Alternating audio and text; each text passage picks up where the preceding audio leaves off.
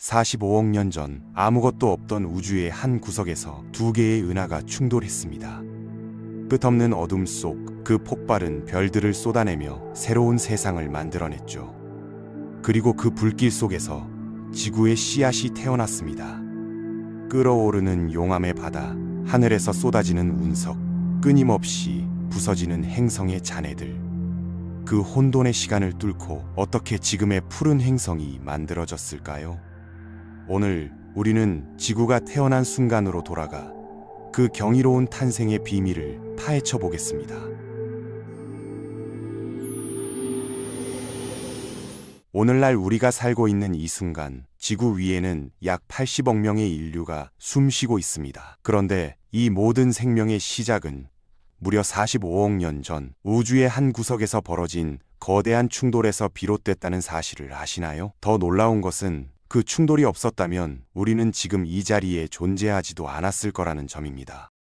약 45억 년 전 우리가 속한 은하수가 작은 외소 은하와 정면으로 부딪히는 일이 벌어졌습니다. 이런 우주적 규모의 충돌은 상상을 초월하는 에너지를 방출했지만 오히려 새로운 별들의 탄생을 활발하게 만들었던 겁니다. 마치 두 개의 거대한 불꽃이 부딪혀서 더 많은 불씨들을 만들어낸 것처럼 말이죠.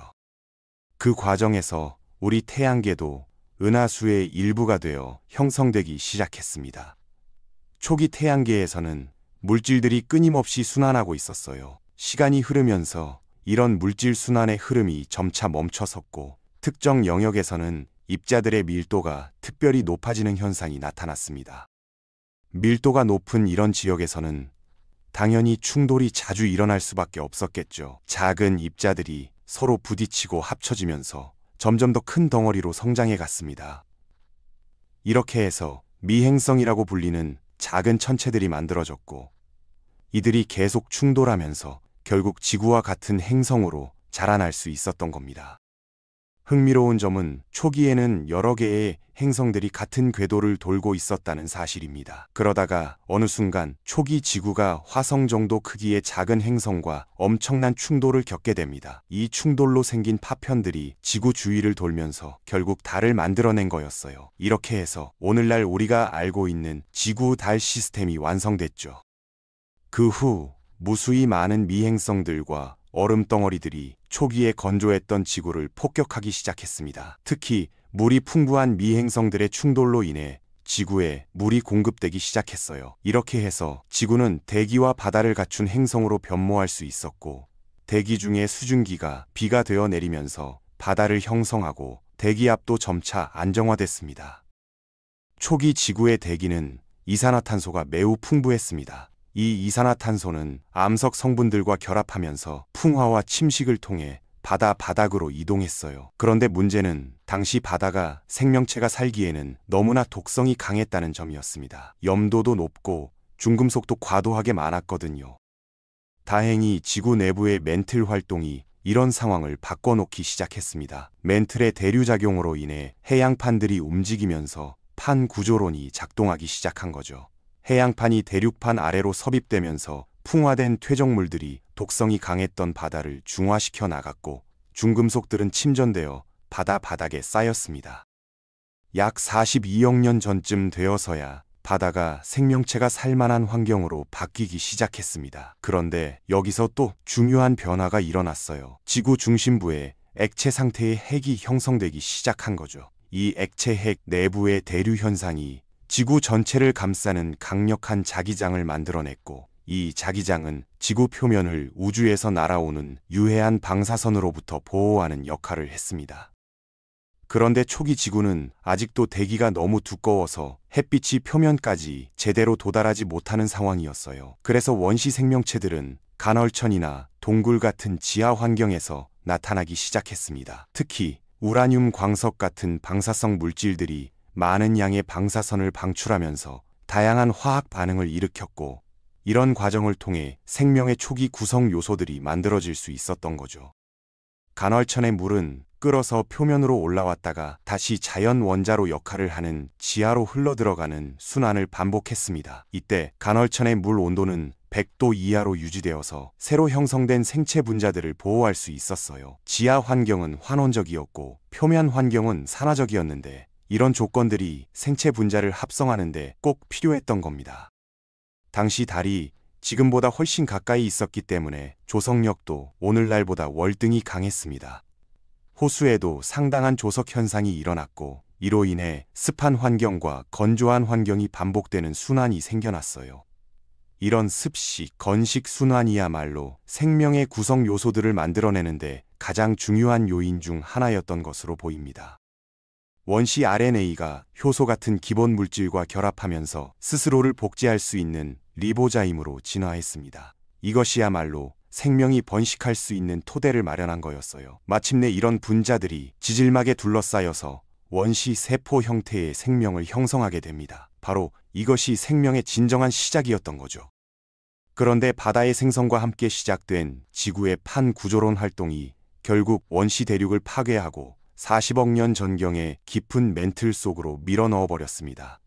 거대했던 모대륙이 사라지면서 파편화된 작은 육지들만 남게 됐고 생명은 이런 육지의 가장자리에서만 명맥을 유지할 수 있었어요. 이때 지구 내부에서는 극적인 변화가 일어나고 있었습니다. 섭입된 원시 대륙이 핵 멘틀 경계까지 내려가면서 원시 대륙에 포함된 방사성 원소들이 42억 년 전 핵의 최상부를 녹이기 시작한 거예요. 새로 생성된 액체 외핵이 지구 자기장을 더욱 강화시켜서 태양풍과 우주선으로부터 표면 환경을 더 효과적으로 보호할 수 있게 됐습니다. 생명체가 살아가기 위해서는 물질 순환을 통한 에너지와 영양소 공급이 절대적으로 필요합니다. 생명을 유지하는 핵심 메커니즘은 끝없는 전자의 흐름이에요. 최초의 생명체들은 에너지 공급이 부족해서 핵 간헐천에서 멀리 떨어져 살 수가 없었지만 돌연변이를 통해 생명체들이 진화할 수 있는 가능성이 열렸습니다. 더 강한 회복력을 갖춘 생명체들은 혹독한 환경에도 적응하고 생존할 수 있었습니다. 이런 두 번째 단계의 원시 생명체들은 지구 표면에서 이용할 수 있는 햇빛을 활용하도록 진화했어요. 빛 에너지를 전기화학 에너지로 변환하는 신진대사 방식을 개발했고 당분을 이용해서 햇빛이 없는 밤 시간을 위한 에너지를 저장하는 방법도 터득했습니다. 약 41억 년 전 바다는 여전히 극도로 독성이 강해서 대부분의 원시 생명체들이 죽어나갔습니다. 그럼에도 불구하고 일부 원시 생명체들은 이런 극한 환경에서 살아남을 수 있었어요. 이들은 바닷물 속의 금속 이온들이 원시 세포 내부로 들어가는 것을 막기 위한 보호 메커니즘을 개발했던 거죠.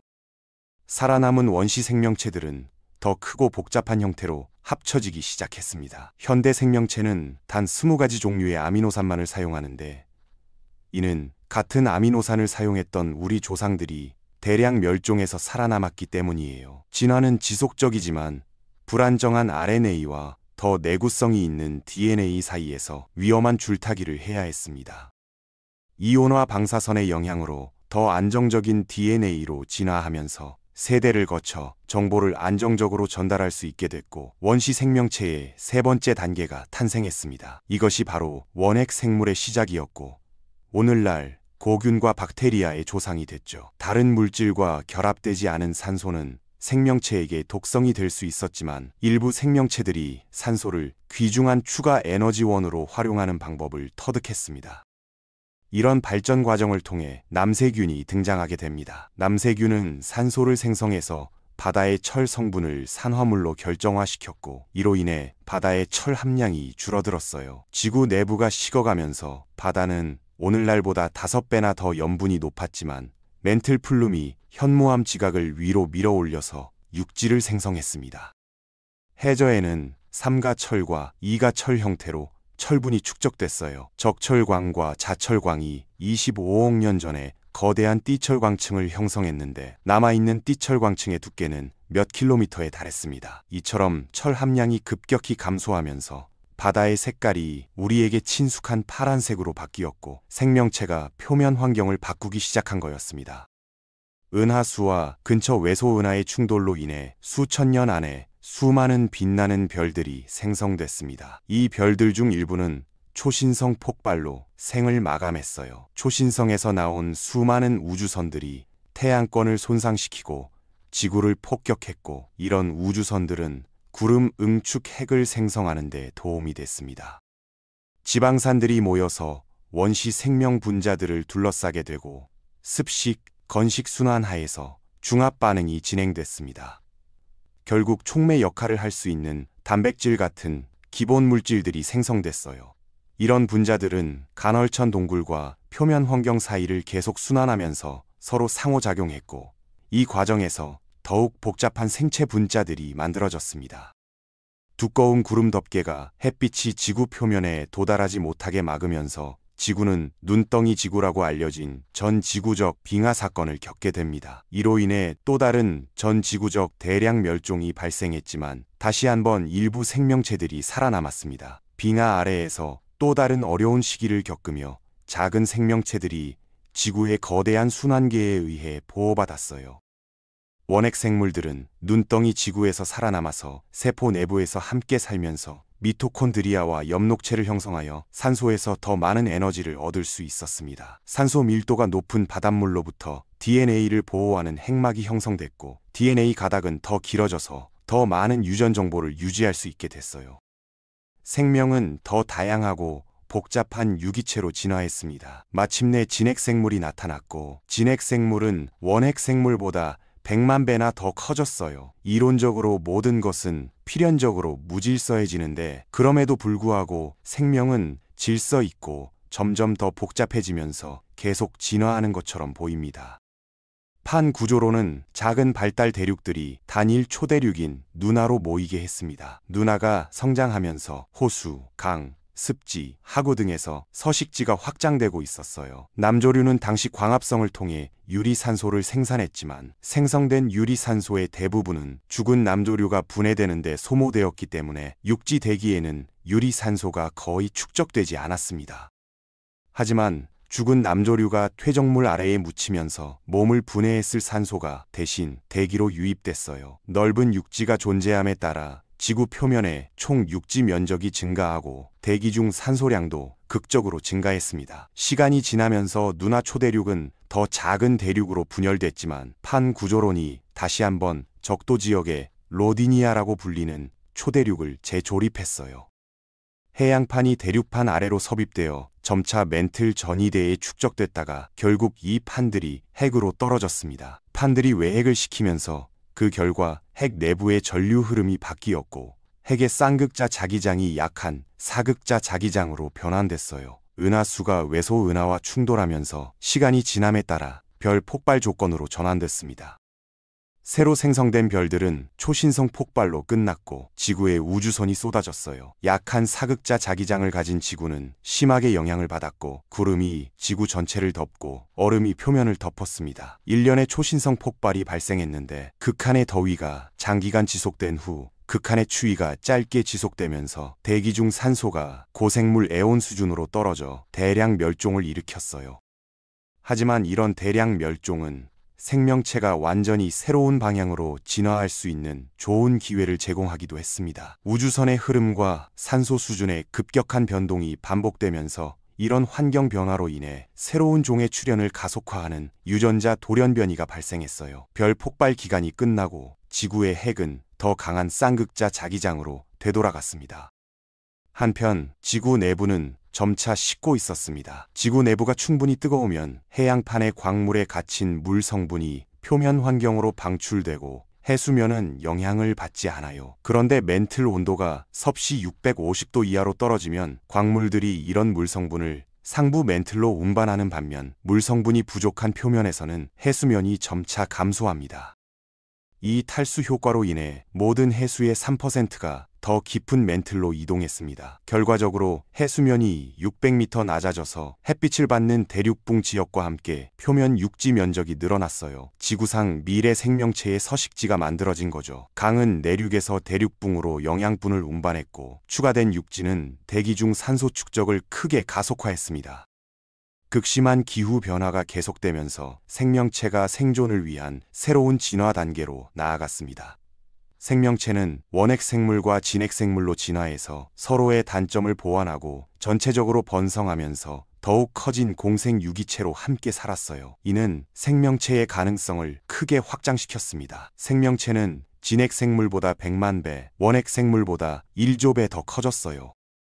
다세포 생명체의 출현은 진화의 중요한 도약이었습니다. 또 다른 빙하기가 왔고, 시간이 지나면서 생명체는 대량 멸종했지만 이 빙하기도 지나가고 지구 기후는 점차 따뜻해졌습니다. 생명의 필수적인 인과 기타 물질들이 기후 시스템을 순환하여 바다에 축적됐어요. 에디아카라기의 동물이 이때 나타났습니다. 육지에서 공급되는 영양소와 대기 중 산소가 계속 증가했습니다. 바다의 이가철의 양이 증가해서 이가철이 다시 산화되어 바다에서 큰 철과 인, 칼슘 농도의 띠가 형성됐어요. 생명체가 이런 원소들을 사용하도록 진화했고 뼈와 껍질이 있는 동물이 됐습니다. 예를 들어 칼슘은 다른 동물로부터 보호하는 데 도움이 됐어요. 지구는 또 다른 기후 불안정기에 접어들었습니다. 지구는 수천만 년 동안 극심한 더위와 극심한 추위를 번갈아가며 겪었어요. 이런 심각한 변화로 에디아카라 동물군이 멸종했지만 새로운 종이 나타나려고 했습니다. 지구 내부의 방사선은 생명의 진화에 중요한 역할을 했고 대륙 균열에서 새로운 종을 생성하며 생명은 각 작은 대륙에서 별도로 진화했습니다. 작은 대륙이 재결합했을 때 생명 형태가 교배됐어요. 다른 교배들이 새로운 형태의 생명을 창조했고 변이가 번성했습니다. 이것이 왕관 진화예요. 대륙 충돌은 더 다양한 표면 환경을 만들었고 큰 대륙의 만과 후미진 곳들이 특히 영양분을 잘 공급했습니다. 상류에서 이런 영양소를 활용하여 캄브리아기 생명체는 훨씬 더 빠르게 다양화됐어요. 캄브리아기 대폭발로 약 30다의 새로운 문이 생겨났습니다. 이 문들은 오늘날 우리가 보는 종류의 식물과 동물의 기초가 됐어요. 바다는 오늘날보다 5배 이상 염분이 높았는데 6억 년 전 바다는 점차 덜 짜게 됐습니다. 해수의 소금이 암염 형태로 육지로 옮겨졌거든요. 해수면이 낮아지면서 더 노출된 육지를 통해 이것이 가능해졌어요. 대기 산소 수치가 증가함에 따라 지구의 상층 대기에 오존층이 형성됐습니다. 오존층은 태양에서 나오는 자외선을 흡수해서 육지가 더 살기 좋은 환경이 됐어요. 조류가 물에서 벗어나 까다로운 육지 환경으로 전환한 최초의 생명체였고 이것이 동물보다 먼저 조류가 진화한 이유이며 곤충이 등장했을 때 식물과 함께 진화했습니다. 어류는 척추동물 중 최초의 동물이었어요.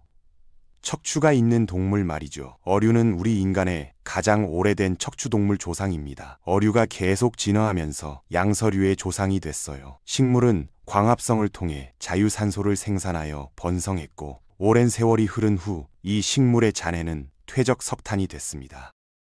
다음으로 폐를 갖춘 척추동물이 나타나 육지로 이동했습니다. 생명의 나무가 진화해서 물고기에서 양서류, 파충류 그리고 공룡과 포유류 그리고 결국 인간으로 갈라져 나갔어요. 태양계가 암흑성운과 충돌했을 때 태양계가 성운을 통과하면서 지구는 우주선의 폭격을 받았습니다. 지구는 또 다른 동결 시대에 들어섰고 식물이 먼저 영향을 받아 대기에 공급하는 산소가 극적으로 감소했어요. 표면 환경은 원시 시대와 같은 혐기성 상태로 되돌아갔습니다. 산소 부족으로 대부분의 양서류, 파충류, 곤충종이 죽었지만 생명은 계속 진화했어요. 지구 표면의 진화적 변화에 영향을 받지 않았던 혐기성 미생물은 산소가 부족한 지하 환경에서 번성했고 새로운 산소가 부족한 표면 환경으로 인해 육지와 바다에서 다시 출현할 수 있었습니다. 초대륙 판게아에는 포유류와 파충류가 나타났습니다. 따뜻한 기후에서 진화하는 과정에서 파충류가 다양한 종으로 분화하는 동안 포유류는 야행성 쥐 크기의 동물로 남아 그림자 속에 있었어요. 공룡의 출현으로 파충류는 황금기를 맞았고 공룡은 다른 많은 동물 종을 물리치고 생존을 위한 투쟁에서 승리했습니다. 대륙이 갈라질 때 고방사능 마그마가 생성되고 돌연변이로 인해 줄기 진화가 일어났어요. 공룡은 생태계의 정점에 있었습니다. 나중에 갈라진 북부 판게아 조각들이 다시 합쳐져 왕관 진화가 일어났고 대륙의 합병으로 생명의 교배가 생겨나 대륙으로 새로운 종이 퍼졌습니다. 공룡은 식물계에서 전 세계적으로 번성했어요.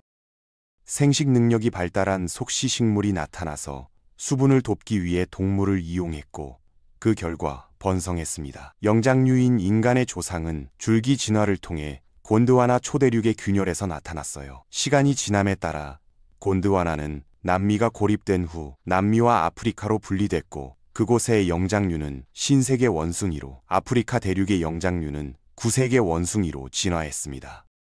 마침내 번성했던 공룡이 멸종했고 아프리카 지구대를 따라 폭발적인 화산 활동이 계속되면서 풍부한 방사성 원소를 함유한 특이한 마그마가 분출했어요. 구세계 원숭이에서 새로운 영장류 계통군이 나타났고 그들은 우리의 먼 조상으로 여겨집니다. 지구가 탄생한 지 약 45억 년이 지났고 지상 환경의 큰 변동이 반복적으로 발생하고 끝없는 생사의 순환을 거쳐 마침내 인간이 나타났습니다. 인간은 언어 능력을 얻을 수 있도록 확대된 뇌를 발달시켰어요. 또한 생각하고 의식하고 기억하고 상상하는 능력을 얻었습니다. 인간의 뇌 용량은 3단계로 불연속적으로 증가했는데 뇌 용량의 성장은 대규모 화산 폭발과 동기화된 것으로 보입니다. 이것은 뇌 용량의 증가가 마그마에 의해 주도되는 줄기 진화에 의한 것임을 나타내죠. 약 120만 년 전 인간은 아프리카 대륙에서 이동하기 시작했습니다. 20만 년 전 아프리카 대륙을 떠난 마지막 공통 여성 조상은 미토콘드리아 이브라고 불러요. 미토콘드리아 이브의 후손들은 1만 5천 년 전에 북미와 중앙아메리카에 들어갔고 1만 년 전에 더 많은 후손들이 남미의 남단에 도달했습니다. 그 이후로 인간 문명의 엄청난 발전이 이루어졌습니다. 인간은 농업과 가축 생산을 발명해서 안정적인 식량 공급이 가능해졌고 인구가 급격히 증가했어요. 다양한 직업 전문화가 생겨났고 사람들은 효과적인 교환을 위해 물물 교환과 무역을 시작했습니다. 도시가 형성됐고 시간이 흐르면서 작은 도시들은 통제, 법률, 법원, 경찰을 갖춘 작은 도시 국가로 발전했어요.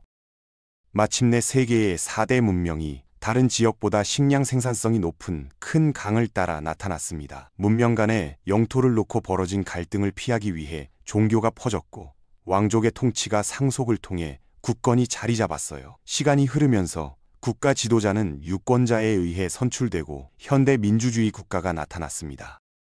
아이작 뉴턴의 프린키피아가 출판된 후 영국에서 산업혁명이 시작됐어요. 과학적 지식을 기반으로 확립되거나 적용된 새로운 기술이 인간 사회를 극적으로 변화시켰습니다. 증기기관차의 발명은 철도로 상품을 운송할 수 있게 했고 자동차와 비행기의 발명은 우리가 장거리를 쉽게 여행할 수 있게 했어요.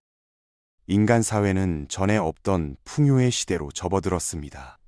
그런데 전쟁은 끊임없이 일어났고 때로는 돌이킬 수 없는 비극이 과학적 지식의 오용으로 인해 발생했어요. 정보혁명은 컴퓨터의 발명 이후 일어났고 아폴로 계획과 정보혁명의 발명으로 상징되는 것처럼 인간이 우주를 탐험할 수 있게 됐습니다. 인터넷은 전 세계 사람들이 순식간에 서로 연결될 수 있는 새로운 시대를 열었어요. 과거 전쟁에 대한 반성에서 통일된 세계 국가의 탄생이 실현되고 있습니다. 이유는 전쟁이 다른 지역에서 가장 자주 재발했던 유럽에서 통일된 국가로 형성됐어요. 유사한 연방들이 등장하여 통일된 세계 국가의 탄생에 더 가까워졌고 지구 역사의 범위 내에서 인간의 시대는 매우 짧지만 지구 역사의 맥락에서 펼쳐지는 인간의 전체 역사는 의미가 깊습니다. 인간 활동은 화석 연료에 의존해 왔어요. 화석 연료는 수십억 년에 걸쳐 지구 역사를 통해 생산되고 축적된 것인데 우리는 지금 이런 연료를 맹렬한 속도로 사용하고 있습니다. 남아있는 화석 연료의 양은 2020년 이후 급격히 감소할 것으로 예상되지만 셰일가스 혁명으로 인해 이런 고갈은 100년 지연될 것입니다. 의료 기술의 발전과 영양가 있는 식사 섭취로 인해 폭발적인 인구 증가가 발생하여 심각한 식량 부족이 2020년경에 발생할 거예요. 이것은 30억 명의 난민 시대의 시작을 알리는 신호가 될 것이지만 세계 인구는 2050년에 100억 명으로 정점을 찍은 후 2100년까지 50억 명으로 감소할 것으로 예상됩니다. 2050년까지 증가하는 인구는 계속해서 심각한 환경 오염을 일으킬 거고 수많은 글로벌 과제는 인간 사회 내의 불안을 증폭시킬 것입니다. 그렇다면 인간의 미래는 무엇을 안고 있을까요? 과학 분야에서 혁신적인 기술이 가속화된 속도로 개발될 것이고 인간은 태양계 행성 탐사를 준비하기 위해 달의 우주 기지를 건설할 거예요. 인공지능 로봇이 가까운 미래에 인간의 작업을 돕기 위해 우주 탐사에 참여할 것입니다. 자기 복제 로봇이 등장하여 인간의 한계를 넘어 진화할 거고 이런 인공 생명체는 점차 은하계로 여행할 것입니다. 또한 새로운 기술이 다른 차원으로 갈 수 있게 해주는 것이 개발될 거고, 인간은 결국 공간과 시간을 초월한 세계를 인식하게 될 것입니다. 즉, 인간의 시대가 끝날 거라는 뜻이죠. 이 시나리오는 생명의 진화 전략의 불가피한 결과일 수 있어요. 왜냐하면 미래의 지구는 역사상 그 어느 때보다 더 큰 격변에 직면하게 될 것이기 때문입니다. 아시아를 중심으로 모든 대륙이 모여 초대륙, 거대륙 아마시아를 형성할 거고, 식물은 대기 중 CO2를 소비하여 몸에 탄소를 고정하는데, 고정탄소로 만들어진 죽은 식물은 퇴적물로 덮여 있어 대기 CO2를 줄이는 역할을 합니다. 초대륙 아마시아의 출현은 탄소를 고정할 수 있는 육지 면적의 증가로 이어질 것이고, 더 큰 초대륙에 더 많은 식물이 있으면 대기 CO2가 더 많이 줄어들 것입니다. CO2의 양은 현재 수준의 10분의 1로 감소할 거고, 더 높은 농도의 CO2를 필요로 하는 시사식물은 멸종할 거예요. 중앙해령이 해수 위에 정상을 형성하고, 물은 더 이상 윤활유로 지각에 흡수될 수 없어서 판구조론이 종료됩니다. 이것이 냉각되는 행성의 운명이에요. 이런 섭입대를 따라 화산 활동이 멈추고 산맥의 융기가 멈추며 지구는 침식으로 인해 심각한 환경 변화를 겪을 거입니다. 섭입된 차가운 판은 멘틀 바닥으로 내려가지 않고 외핵은 더 이상 냉각되지 않아서 지자기장이 사라집니다. 이 시점에서 지구 대기는 태양풍에 의해 제거되고, 표면 환경에서 사는 큰 다세포 동물은 바다가 사라지면서 멸종할 거예요. 바다에서 살아남은 동물도 죽을 것이고, 마침내 지구의 모든 생명이 사라집니다. 태양 표면이 가열되어 지구 표면 온도가 섭씨 500도까지 상승하면서 지구는 금성과 같은 행성이 될 거예요. 안드로메다 은하는 우리 은하와 충돌하고, 이 충돌로 인해 별의 탄생 속도가 시간이 지남에 따라 증가할 것입니다. 그 별들은 초신성 폭발을 겪고 강렬한 은하계 우주선이 지구에 비처럼 쏟아질 거예요. 태양이 팽창하면서 지구를 삼켜버릴 것이고, 생명을 낳은 지구가 우주에서 사라지는 날이 올 겁니다. 그때쯤이면 지구의 생명은 다른 형태의 자기복제 인공 생명체로 다른 은하계에 도달해 있을 거예요.